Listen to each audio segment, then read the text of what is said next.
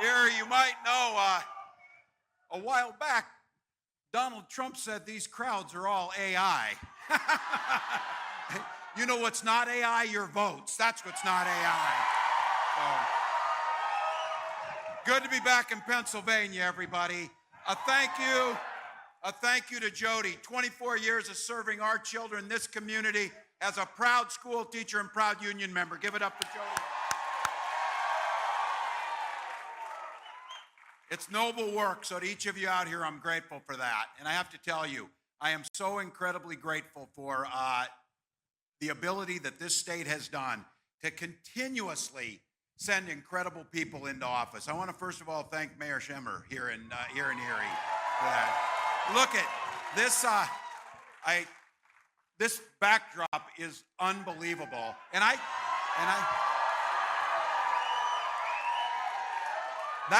That's coming from somebody who knows a little something about lakes in Minnesota. This is a good one. And look, I think all of you know this. We've got work to do this fall, but the first thing is, and I have to tell you this as someone who had the opportunity to work with this man, travel overseas with this man, watch what he's done for this country. Bob Casey's a national treasure. Send him back. Send him back.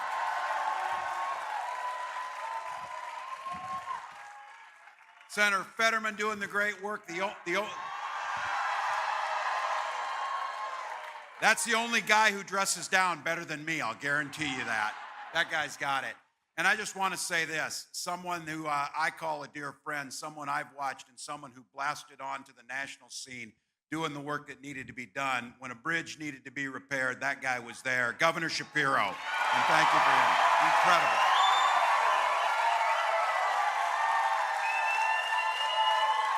To all those local elected officials who put themselves and their families out here and stand up, thank you for supporting them. Thanks for standing them back.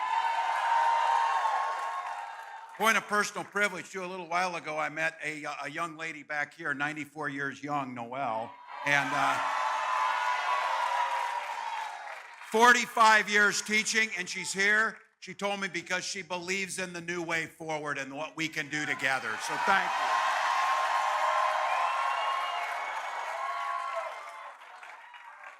And on behalf of the Vice President, myself, to each of you, thank you. Look, there are a million places you could be with your time, your talent, and your treasure. You came out here. You came out here to stand next to neighbors, some friends, some new folks you met. You came out here. My God, it's 2 hours from kickoff, people, and you came out here for the NFL season. But you came out here, as the Vice President always says, for a simple and beautiful reason. You love this country. That's why you came. That's why you came.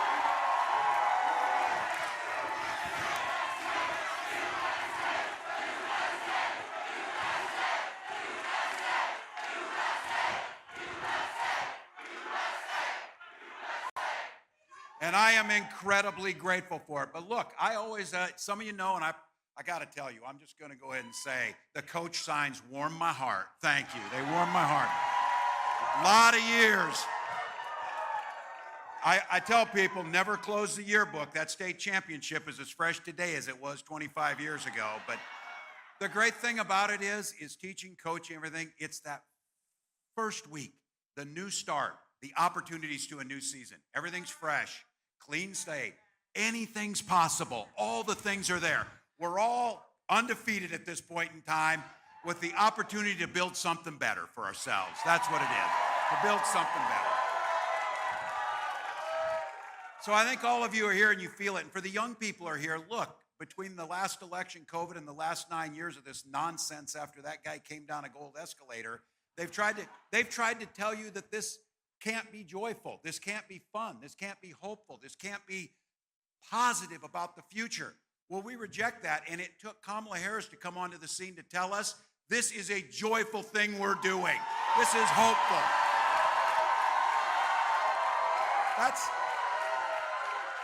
People are starting to figure this out.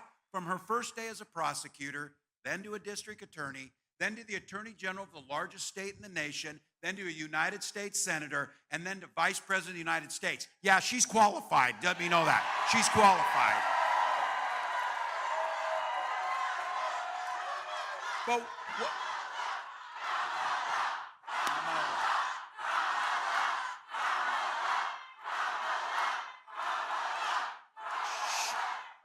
And she does this work waking up every day, doing it for the people of this country.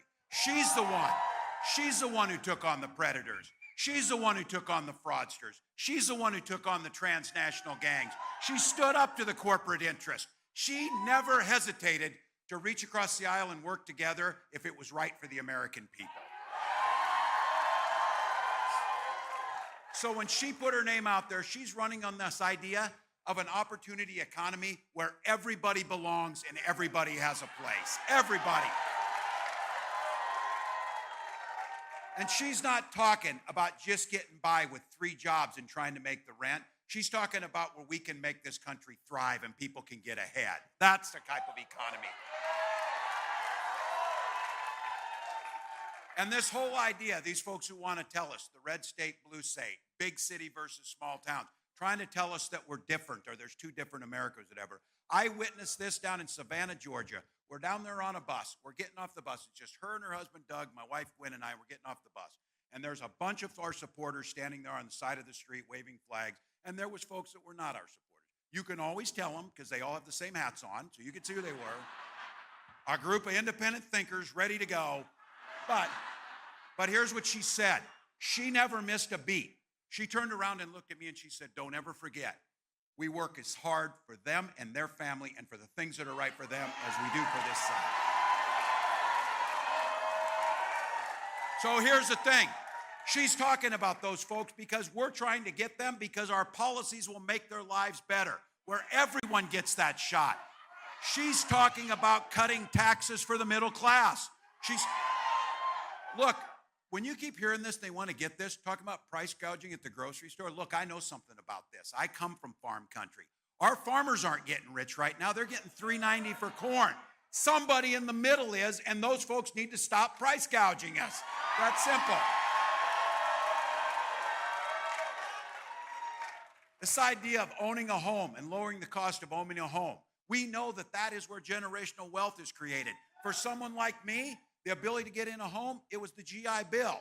What she's proposing is the opportunity to help folks get that down payment in, and then they can start owning that home and paying that mortgage, making a difference. And we saw something that should have happened a damn long time ago. We finally are negotiating with Medicare to reduce the cost of prescription drugs.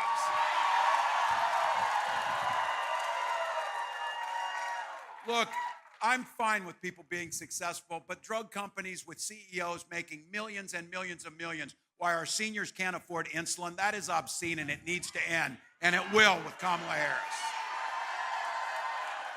And then just yesterday, she proposed, and we'll put it into law, the ability to start and grow your own business. There's folks here that are entrepreneurs, want to get started. Right now, you can expense $5,000, and that is a tax credit for your startup. Yesterday, Vice President Harris proposed $50,000 to get off the land and get things going. And I know there's too many of you here, like my family went through this, relieving folks of medical debt so they quit reporting you to the credit bureau and garnishing your wages just because you tried to get somebody to stay alive by taking them to the hospital. We can fix it. We can fix it. So look, I'm proud to be part of this fight, and I think for so many of you, and to be clear, we're here in Erie because every vote matters and every single community in this country matters.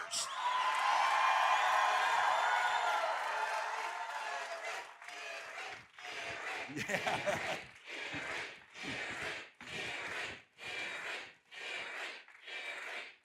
Across this country, I grew up in a small town in Nebraska, a town of a population of 400, working on the family farm. And I tell people this, I had 24 kids in my class, 12 were cousins. So, but you know what? Not a single one of them went on to be a venture capitalist, I'll tell you that. Not a single one of them went off to rip people off in New York City by discriminating against rental housing and things like that. Most of them went on to start businesses, become nurses, teachers, farmers, and do an honest day's work. Those are the folks who need to get a tax cut. Those are the folks who need to get a break. But just like here in Erie, and I know this is true across the country, when you grow up in a town like this or a town like Butte, Nebraska, you learn to take care of your neighbors. You learn to understand that everybody belongs, and when we work for a common good, we have a saying in Minnesota, when we each do better, we each do better. The idea is when every single one of us. So this idea of those values of a shared community, if you work hard, you should be able to earn an honest day's wage. Those animated my public service and Vice President Harris's service. She talks about this often. Where else but in America, from a girl from Oakland and a boy from rural Nebraska can go on and become the next president and vice president of the United States?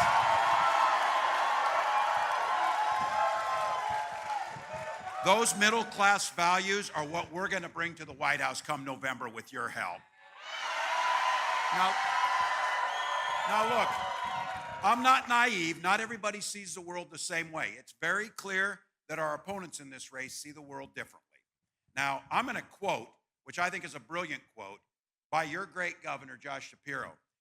He often says, and I hear him say this, whenever Donald Trump's talking about America, he's shit-talking America.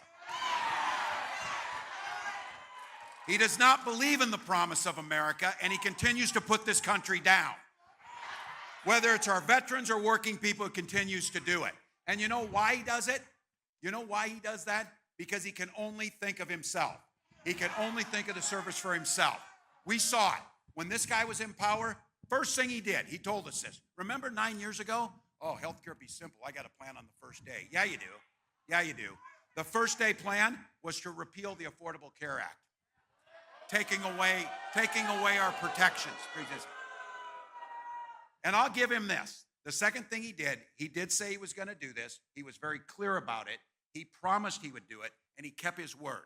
He said, with a bunch of his rich friends, he goes, you're super rich, these folks down in Mar-a-Lago, and I'm going to cut your taxes. He did that. He did that. And the third thing he did, he wasn't quite so honest about because he told us he wasn't going to do it. He installed 3 Supreme Court justices who took away our right to control our own bodies.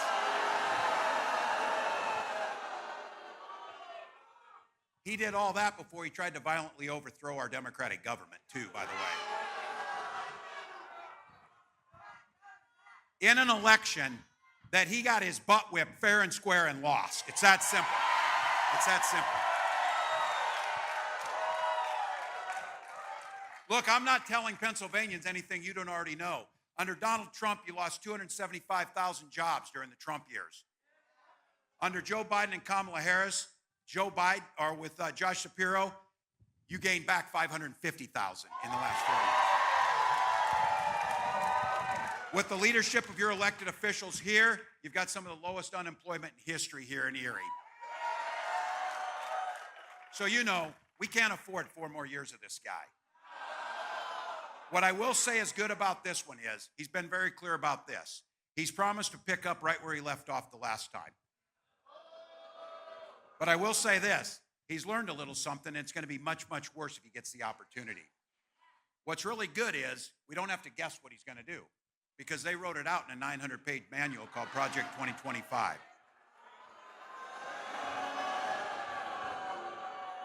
This is where, film this one or whatever so you tell your relatives because, look, we all got them. We know we got to keep talking to them. He said what he would do. And I believe him. He kept his promise on this. It's the one thing he said, and he kept his promise. He's going to cut taxes for the rich. His tariffs will have a $4,000 a year tax hike on all of you. There's not a single economist in the country or any banker or anybody else who knows anything about economics does not believe the tariffs he's proposing will not fall right on you in the products that you buy. It's exactly the way it works. That's just facts. He said he'd clean out all the experts in government, all the dedicated public servants who don't serve the elected officials, they serve you. He's going to clean them out and put his loyalists in to make sure they do that. And just to be clear, I know he's a little confused on this issue about women's rights to make their own choices. But I want to be very clear. He does not trust women, but women do not trust him. He will ban abortion. And here's the thing. Cutting taxes for the wealthy, taking away your personal bodily autonomy, making it more difficult for the middle class, raising the cost of insulin. The question I keep asking, and I want Republicans and I want Donald Trump and J.D. Vance to answer, who the hell is asking for this agenda? Who's asking for that agenda? I don't think those folks standing out here in the red hats want that agenda because it's damn sure going to hurt them. No one's asking. No one's asking. So here's the deal. He openly says these things that we need to talk to our relatives about. And all of you know, I need to talk to my relatives too. Trust me on this. Nothing makes you more Midwestern than having your family be on this stuff. But look, they're talking about cutting Social Security and Medicare, repealing the Affordable Care Act and protections like this. And I keep saying this, repealing and destroying Social Security and Medicare. If you're a billionaire, you don't give a damn about Social Security or Medicare. If you're my mom who has to pay her heat bill and her food with it, it matters a lot. The vast majority of people care about this. They care about it. And I'm going to give a big shout out. You saw AFL-CIO up here. You saw Teachers Union. You saw building trades up here. Look, we know who built America. It was union labor built America.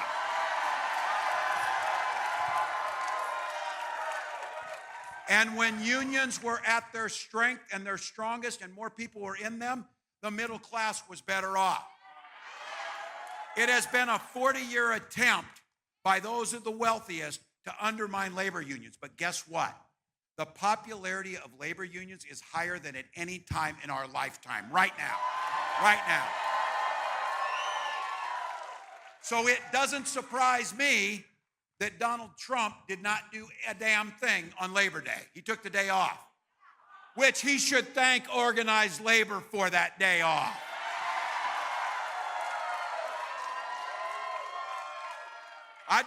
If I were him, I would be hiding down in Mar-a-Lago too. I wouldn't want to face working people. I wouldn't want to look them in the eye and tell them why their work doesn't matter, why it should be harder to unionize, why he and his folks have undermined middle America. Look, people are angry for a reason. And this Project 2025 thing, I got to tell you, they're trying to run from it. They continue to try and deny it. But here's what I've said very simply on this. I coached football for enough years to know if you take the time to make a playbook, you're going to use it. You're going to use it. So they took the time to do it. And I will say this. J.D. Vance talks about being from...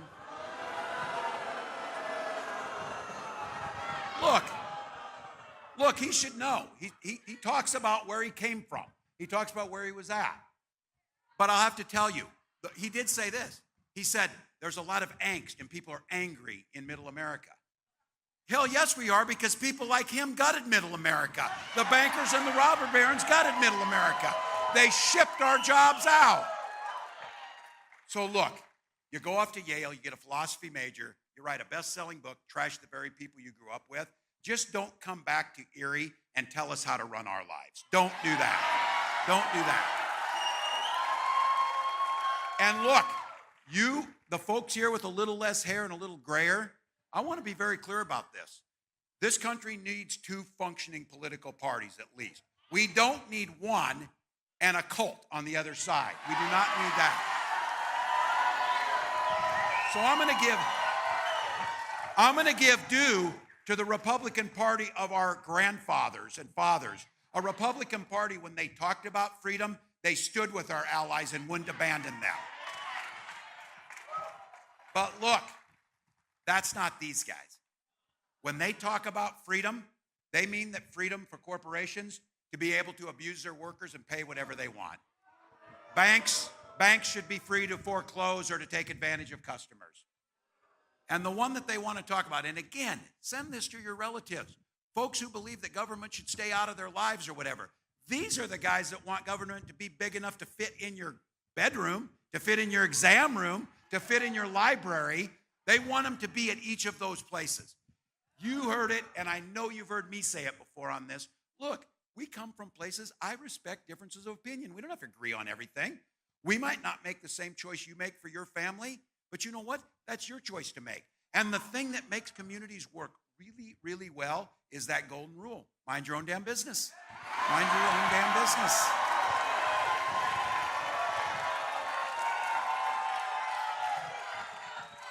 The irony of these guys talking about they want to get rid of government or whatever, they want to make government so big they know what books you read. They want government to be so big they want to create, and this is in Project 2025, a national tracking of pregnancies.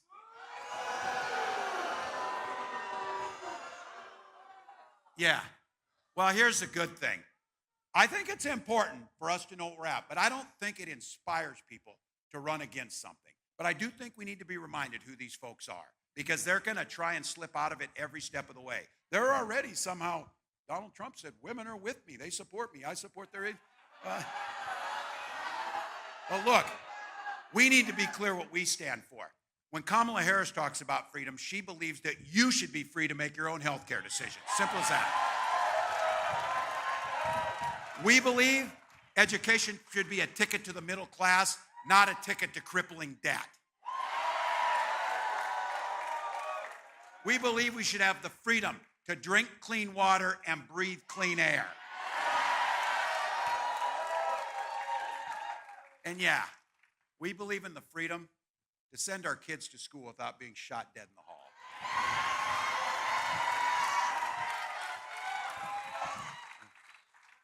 The news cycle moves on within a day. What we saw yesterday down in Georgia. Kids going to school the first week of school, excited. Now we have 4 dead. So our hearts go out to the 2 students and the 2 teachers who were killed. Their families will be in mourning.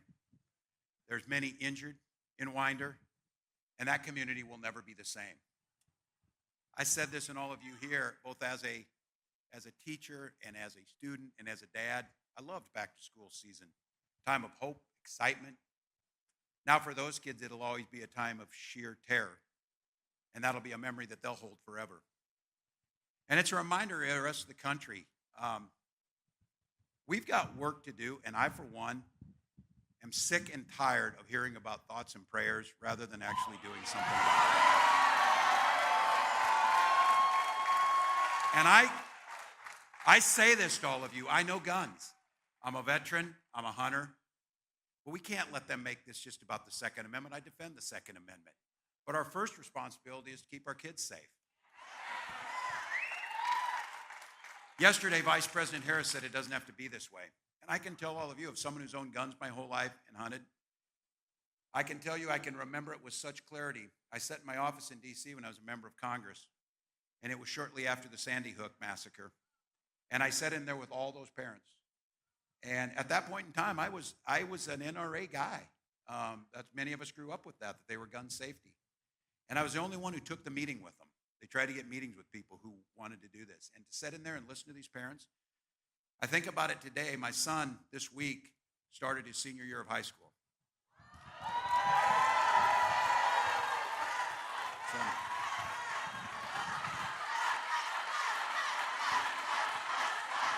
Thank you.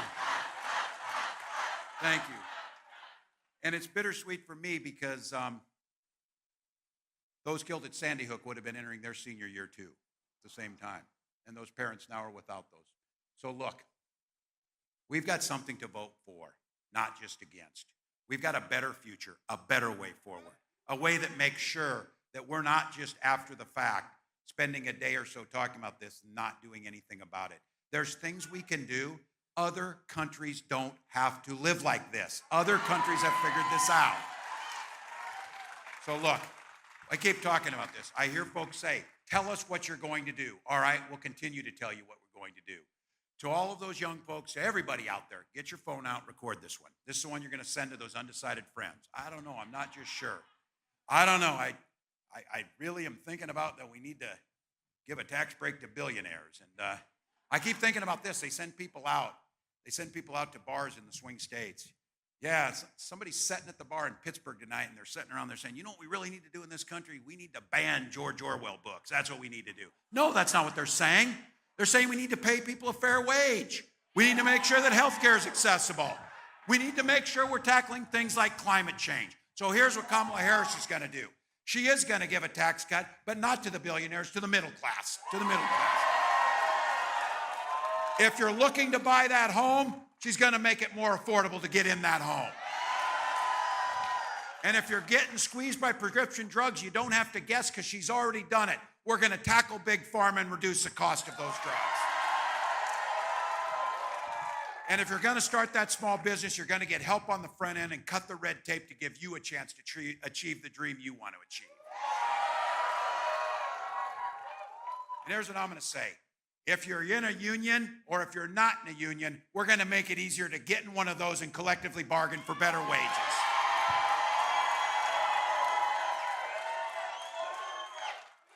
And amen. And if you're dependent on Social Security or Medicare covered by the Affordable Care Act, we're going to make sure it's safe and sound. We're not interested in cutting taxes for the wealthy and then raising the Social Security retirement age. We're not interested in cutting taxes for the wealthy and undermining Medicare. We're not interested in listening to them tell us, I got a good plan on day one. It'd be easy to fix Medicare. Oh, for God's sakes. It's not going to be, and you know it. All right. No matter who you are or where you live, Kamala Harris is there to make sure you make the decisions in your life that's right for your life, for the choices that you and your family make.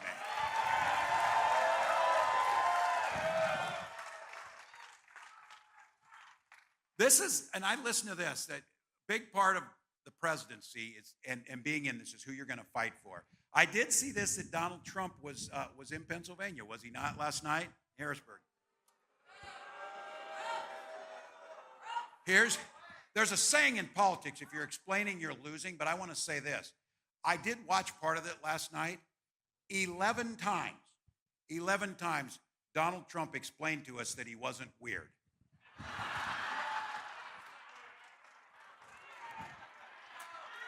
Okay. I didn't say it.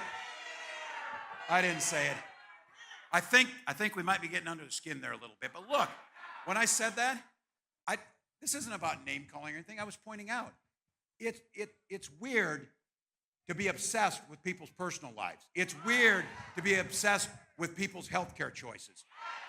It's weird to continue to talk about sharks and batteries and boats and things like that.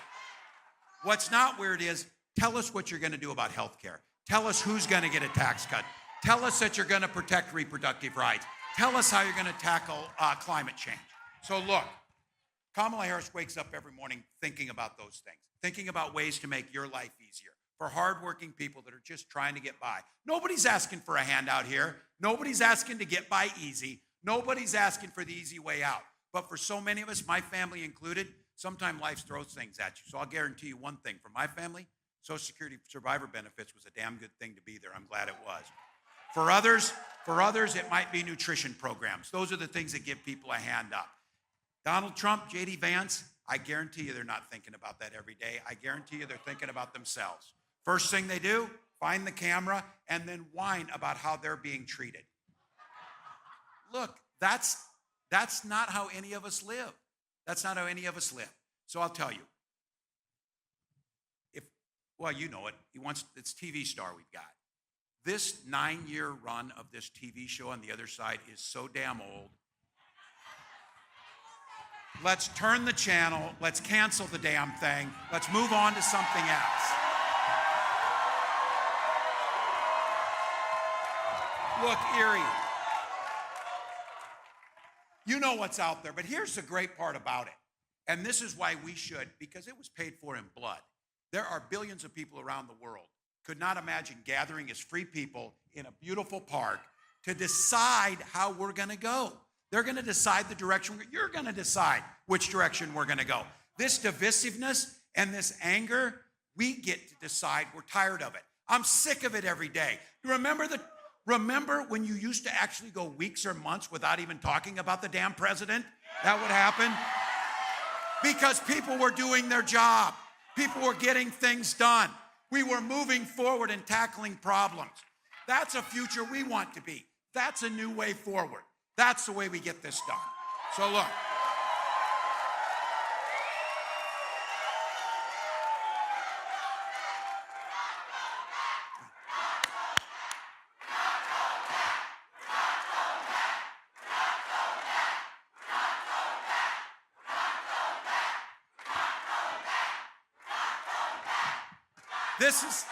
This is an incredible privilege. Look, you had to come out here. It's hard work. You've got places to go. You're worrying about the kids. You're looking and saying, damn it, finish up. I got to go watch football.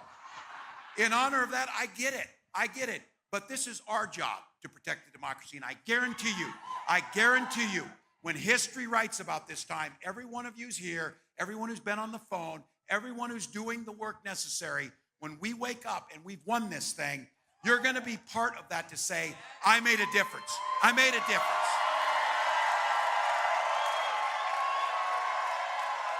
So, in honor of that, I'm going to give you the Coach Walz pep talk because we're about at kickoff time here. Look, Pennsylvania and Minnesota have a lot in common. We got a lot of beautiful lakes. We get a lot of snow. Okay, Super Bowl rings we do not have in common. But we will get one someday. But we share a history. It was our people who built this country. It was the miners of the Iron Range of Minnesota who pulled that taconite from under the ground, that fueled the blast furnaces of the steel mills, that built the steel, that built the tanks, that liberated Europe from Nazi tyranny. That was our people. That was our people.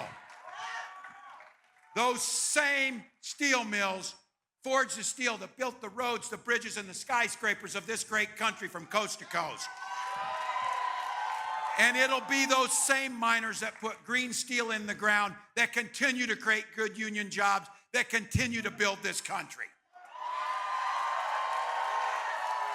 It's who we are.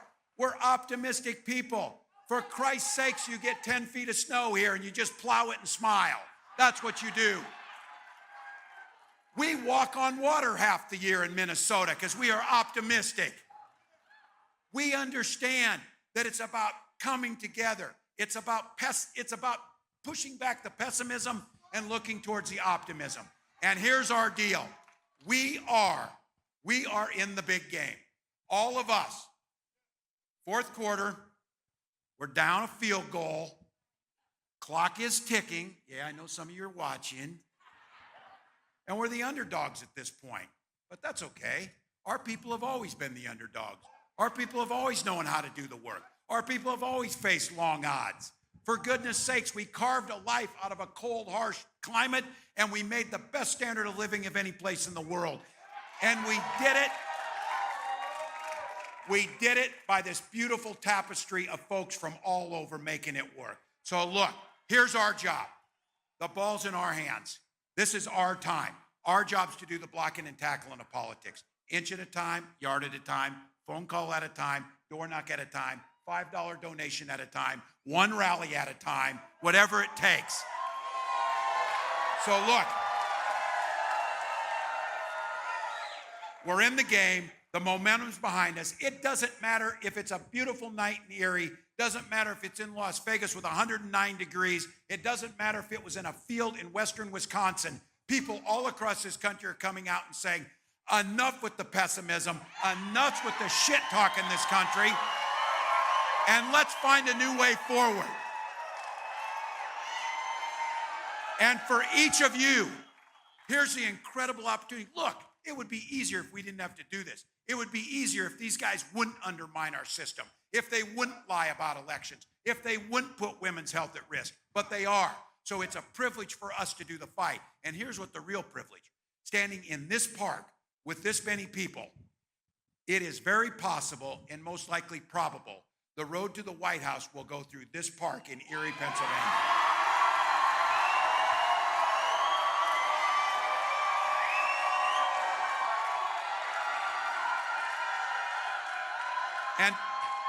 And politics is not an end, it's a means to an end. I talk about this often. We don't win elections to bank political capital to win another election. We win elections to burn political capital to improve lives, to make people's lives easier. You've got the opportunity now to turn this momentum into activism, into a get out the vote effort, into winning an election. And when we wake up on that 62nd day, we got 61 days left. And to your neighbors out there, and to the folks who say, I'm sick of this, that's what they want to do. They want to make people sick of this. They want to believe the system doesn't work. They want to believe you should just stay home. That's what the other guys want. So people tell me, I'm just not that into politics. You know how you answer them? Too damn bad. Politics is into you. It's into you. It's in your bedroom. It's in your every aspect of your life. So look, and don't think these guys don't have plans. And I'm going to say it after what the hell happened in Georgia yesterday. They spend their time banning books instead of banning assault weapons. That is crap. That's crap. That's not where we go. So look, 61 days. We're a hardy people. We know how to do work. We've up against some odds and we've been there before. I continue to tell people this. Now is the time to do the work. Sleep when you're dead. There will be time for that then. Do it now. We love this country. We love our democracy. We believe everybody should have a fair shot. We believe in the freedoms to make your own decisions. And we believe in a hopeful future. So this place,